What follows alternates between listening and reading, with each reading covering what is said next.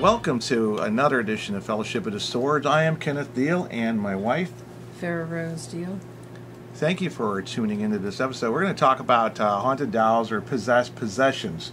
And dolls is popular because of Chucky and Annabelle. And you remember the Trilogy of Terror with Karen Black and this little African doll, and she ends up killing it, supposedly burning it in her stove, and it's bumping around inside there on fire. It was completely animated and carrying a knife. The original Chucky. Yeah, so we're going to talk about that because it seems like people are going by Hollywood too much. Really are. So we begin with the basics. We even saw the Annabelle movie, but without entailing the whole story of Annabelle, Annabelle was not a free-moving, animated puppet. Operated by an evil spirit or whatever. It was not just like being the movie manipulated. says at all. Yeah. No. It was just being manipulated and moved about the house, yes. Allocated, which might not even be levitating. It can be, in some severe hauntings, things can actually disappear and then reappear somewhere else. That's not being levitated across the room. It's not getting up and walking. And that's what it began with. It drew in some curiosity from two nurses. They called a psychic medium in. She contacted a spirit named Annabelle Higgins, who said she used to play in the property when it used to be an open field instead of an apartment complex. And it says, I really loved a doll. I'd like to move into it. And the two nurses said, They thought it was fun. Sure. Yeah, they're all hort, Okay, and let's just backtrack here. That's rule number 1. Yeah. You don't continue conversation with the spirit. 2, you don't believe it, because those spirits watch our time and decide when to come into our time to bother us. Patiently. So chances are there's no way, no how you're ever going to hear any grain of truth when it comes to a spirit trying to operate through an inanimate object. It's not going to happen. I haven't heard of it.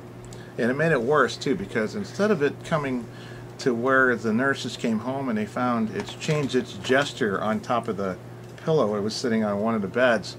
Instead of its arms being crossed, or something like this, or crossed, at the lap, they'd come home and the arms would be at the sides. Well, now that they gave it permission, or it was a demon because of the outcome of it's evident. Now it's starting to do stuff more malicious. They're getting graffiti on the walls, but that's not the doll. That's the spirit that they invited in. They gave permission to. It's not walking up and getting a crayon and then going all over the place. So, the doll was the catalyst. It was the invitation. It was used, in conjunction with the masquerade of a child spirit. Yes. So it wasn't animated. Now, the only one that we really know that was animated was the case, we'll just say Deb's dinosaur. That wasn't a doll. That was it wasn't a doll. That was wasn't that a plastic dinosaur? It's a plastic dinosaur snapped together. It's not designed to be motor operated or remote controlled or anything. And this was in 1980, might have been earlier than that. Bought for the young child, and Deb Johnson, whose maiden name was Glassell, put it together. And the big difference between that spirit and this one was a much stronger demon. Yes. Just like there are the choirs of angels and the hierarchy of angels, there are the hierarchy of demons. And they have lower and stronger and lower, weaker demons. And they can do more damage. Miracles. Appearing to be miracles. Yeah. Well, but, because they seem to defy the laws of nature, making inanimate objects animated. And the dinosaur was animated and walking, and then it actually moved its Tyrannosaurus arm and turned its head and said, beware. Its mouth didn't move, but the voice came out of it clearly and loudly. And I compare that to just something similar to a ventriloquist trick that, you actually throw your voice so it sounds like it's coming from there. Yeah, they're puppeting it. So it's, in my opinion, it's similar to a mimic spirit that mimics a doll, mimics a child.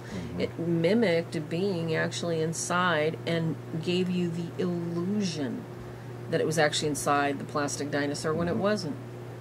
Yeah, so we get the same thing with these dolls that we do with any other object. A proximity effect, that the doll actually is brought into the house, and all of a sudden there's all this hardships and misfortunes, like Robert the Doll brought in that old Southern story. I think it was the South. Yes. And that's, in other words, it's not significant to a doll. Exactly. animated or puppeted, it's suddenly significant to something that has some sort of attachment or curse, or maybe there was just somebody attached to it as a spirit and they come with the doll. Usually ghosts don't travel unless they're most prized possession and they're here for some reason, which is another topic, and I always say that, don't I, because it's like it's breaking it down to one video talking about dolls and this thing. We always can go on and on and on. We can go on all day, couldn't we? Literally. About these things. And I think a good point to bring out for people that are worried about, maybe they noticed their doll fell over while they were, at work, or they have a doll collection and they notice, one is broken on the shelf and they think, oh my gosh, maybe I have, a haunted doll or a haunted spirit in my house. Yeah. And chances are you don't. There are many anomalies, there's breezes, there's winds, there's shifting, there's all sorts of natural explanations. Also, we do not believe, and nor do anybody we know believes, that any demonic or evil spirit can possess an inanimate object. We have not seen it because they do not have a soul. They do not have an animus created by the Holy Spirit to be possessed. And you must have part, pure spirit in order for you to be overtaken by evil or a demon. So it's just, it's really not possible. Yeah. What is possible, and we try and tell people that evil seeks to divide, destroy, conquer, and this is the way it does it, by giving you the illusion. It finds out, and I say it, evil finds out what you love. You love that beautiful doll that your great-grandmother got you that, is from handmade in Germany. And it decides to covet the doll as well. So things start happening in your home that you cannot explain. Demons covet. Demons don't want you to have any joy in your life. So they attach their covetousness to an item in order to destroy you. It has nothing to do with your beautiful doll or your beautiful doll collection. It has everything to do with destroying you because of your great love and your great passion for something. Yeah, and it's being used as a manipulation tool too. If it's your favorite, you'll notice it more if it's been moved. So it might target that simply because it's going to draw your attention. Look what it did with the nurses, inviting a spirit into it. What if it was an old copy of Tom Sawyer? The book got moved. They probably wouldn't even think, if it fell off the table, they wouldn't think much of it. And dolls too, they're flimsy. They don't have like an internal skeleton, made of twisty wires most of the time. And they're usually just flopping down like this, and then falling overhead, off the shelves. Handmade dolls that are and they're really easy to manipulate. For a spirit who has manifested on a small level, you can see that it doesn't take much to push a doll. It would take more to push a book off a table. So they don't even need to manifest much power to manipulate it. So I think that kind of covers dolls. Pretty much covers it. Don't expect to see Chucky or a frog singing, "Hello, my baby, hello, my honey." And if you ever find a doll that performs like that, let us know so we can buy tickets and watch it, because it's going to be a puppet. Make him a YouTube star. Yeah. Eventually someone might try to figure out to do a spell to get a demon to do that, but see, demons don't perform on demand like that. No. That's going to... They don't want to be found. Yeah. It'll be just like the frog. They don't want to be exposed, because then they'll be made to leave. He opens up to scream when the frog was there, and then the frog just drops down, and he's got a top hat, ribbit, and everybody wants their money back, and that's the way a demon would do it too. He only performs for you. So that's the stuff that dreams are made of, or nightmares. Anyway, thank you for listening, watching, however you may receive this, day or night. Don't forget, the battle's already been won. Satan has been crushed. We're here to help you fight the battles till we make it home. Don't forget, we also have a haunted helpline if you need to talk to someone. Our number is 573-990-1330.